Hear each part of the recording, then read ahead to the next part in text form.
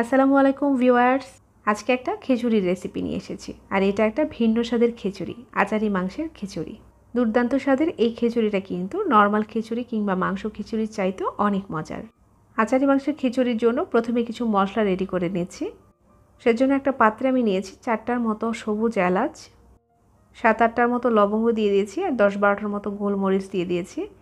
2টা দিয়েছি কালো এলাচ, আর 3 স্টিকের মতো দারুচিনি, আর হাফ চামচের মতো দিয়েছি মেথি, হাফ চা চামচের মতো দিয়েছি শাহি জিরা, 2টার মতো দিয়েছি তেজপাতা, আর 2টার মতো রসুনকে আমি খোসা ছাড়িয়ে নিয়েছি। এবার একটা হাঁড়িতে আমি প্রায় হাফ কাপের মতো সয়াবিন তেল দিয়েছি।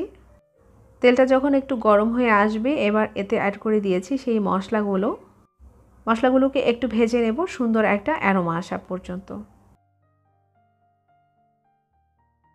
1-2 মিনিটের মতো ভাজার পর এখানে এবার অ্যাড করে দিয়েছি 1 কাপের মতো পেঁয়াজ কুচি। এবার পেঁয়াজটাকে একটু নেড়েচেড়ে ভেজে নেব। এবার এখানে অ্যাড করে দেব 2 টেবিল চামচের মতো আদা বাটা, আর 1.5 টেবিল চামচের মতো রসুন বাটা। দিয়ে দিয়েছি পরিমাণ মতো লবণ। এবার এখানে অ্যাড করব 2 টেবিল চামচের মতো লাল মরিচের গুঁড়া, 1.5 টেবিল চামচের মতো হলুদের গুঁড়া, 1 চা চামচ জিরার গুঁড়া, আর 1 চা চামচের মতো ধনিয়া গুঁড়া। এবার সব কিছুকে নেড়েচেড়ে খুব ভালো করে মিশিয়ে নেব।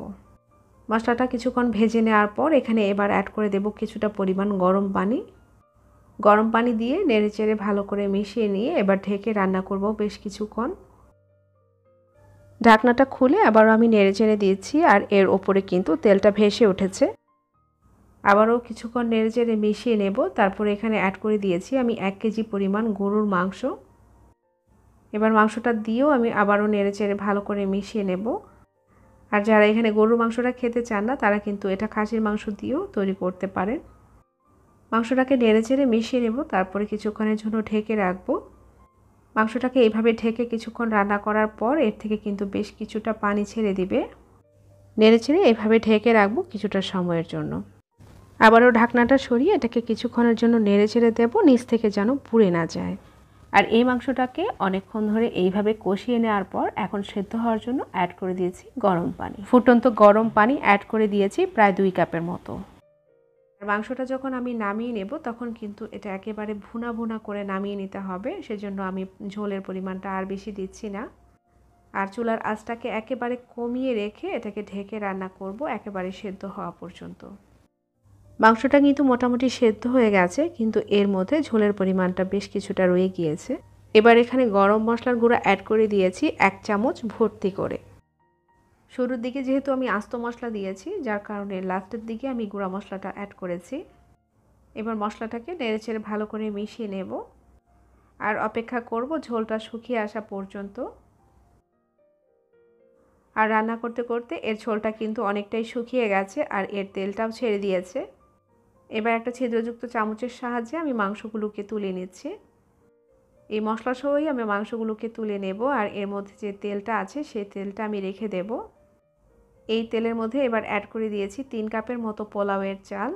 আর এই চালটাকে আমি আধা ঘন্টার জন্য পানিতে ভিজিয়ে রেখেছিলাম ভালো করে পরিষ্কার করার পরেও। আগে থেকে ভেজে রাখা মুগ ডাল দিয়েছি হাফ কাপের মতো, মুসুরি ডাল অ্যাড করে দিয়েছি হাফ কাপের মতো, দিয়ে দিচ্ছি 4-5টির মতো কাঁচা মরিচ, হলুদের গুঁড়া দিয়ে দিয়েছি 1.5 টেবিল চামচের মতো, সাথে আরও অ্যাড করে দিয়েছি প্রায় 1.5 টেবিল চামচের মতো লাল মরিচের গুঁড়া, লবণ দিয়ে দিব পরিমাণ মতো। এবার সব কিছুকে খুব ভালো করে মিশিয়ে নেব।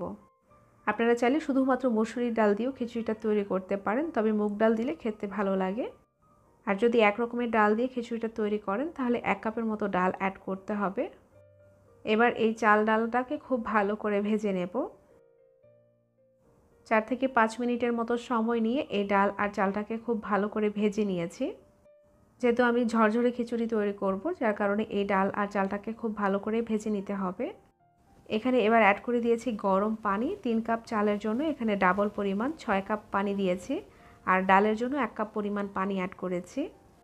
আর চালটা যদি নতুন হয়ে থাকে তাহলে হাফ কাপ পরিমাণ পানি কম অ্যাড করতে হবে। এবার সব কিছুকে নেড়েচেড়ে ভালো করে মিশিয়ে নেব। আর এর মধ্যে খিচুড়ির পানিতে বলক চলে এসেছে, চুলার ফ্লেমটা একটু পরিমাণে কমিয়ে দিচ্ছি। এবার এখানে অ্যাড করে দিয়েছি আমি আমের আচার। এখানে আপনারা চাইলে জলপাইয়ের আচারটাও অ্যাড করতে পারেন। প্রায় হাফ কাপের মতো আচার এখানে আমি অ্যাড করে দিয়েছি। যেহেতু খিচুড়ির মধ্যে আমি মাংসটাও অ্যাড করব, আপনাদের মাংসর মধ্যে যদি ঝোলের পরিমাণটা থেকে যায় তাহলে কিন্তু খিচুড়ির চালের পানিটা একটু কমিয়ে দিতে হবে। আর মাংসের মধ্যে যদি ঝোল থেকে যায় তাহলে যদি পানির পরিমাপটা বুঝতে না পারা যায় তাহলে কিন্তু ঝোলের পরিমাণটা শুকিয়ে ফেলাই ভালো। এবার খিচুড়ির সাথে আচারটাকে খুব ভালো করে মিশিয়ে নিয়েছি। আর খিচুড়ির পানিটা কিন্তু শুকিয়ে গেছে, আমি লবণ আর ঝালটা কিন্তু একটু চেক করে নিয়েছিলাম। এবার ঢাকনা দিয়ে দমে রেখে দিব 20 মিনিটের জন্য। 20 মিনিট পর আমি একটা স্প্যাচুলা দিয়ে এই খিচুড়িটাকে একটু নেড়ে ছেড়ে দিচ্ছি। এতে করে নিচের ভাতগুলো বেশি নরম হয়ে যাবে না আর উপরের ভাতগুলো একেবারে শক্ত থাকবে না। এবার অ্যাড করে দিয়েছি সেই রান্না করা মাংসটা দিয়েও আমি স্প্যাচুলা দিয়ে নেড়ে চেড়ে ভালো করে মিশিয়ে নেব। এবার খিচুড়ির ওপর থেকে 1 চা চামচের মতো ঘি অ্যাড করে দেব আর ঢেকে রাখবো এটাকে 20 মিনিটের জন্য। খিচুড়িটাকে দমে রাখার পর এবার আমি পরিবেশন করে দেখিয়ে দিচ্ছি। আর খিচুড়িটা কতটা ঝরঝরে হয়েছে একটু লক্ষ্য করলেই নিশ্চয়ই বুঝতে পারছেন। আর এই আচারি মাংসের খিচুড়িটা কিন্তু নর্মাল খিচুড়ি কিংবা মাংস খিচুড়ির চাইতেও অনেক মজার। কিছু সালাদ আইটেম আর কিছু ধনিয়া পাতা আর পেঁয়াজ বেরেস্তা দিয়ে উপর থেকে সাজিয়ে নিয়েছি। দুর্দান্ত স্বাদের এই আচারি মাংসের খিচুড়িটা আপনারা একবার ট্রাই করে দেখতে পারেন। আশা করছি রেসিপিটি ভালো লাগবে। আর ভালো লাগলে চ্যানেলটাকে সাবস্ক্রাইব করে পাশেই থাকবেন। আবারও দেখা হবে নতুন কোনো রেসিপিতে ইনশাআল্লাহ। আজকের মতো এখানেই বিদায় নিচ্ছি। আল্লাহ হাফিজ।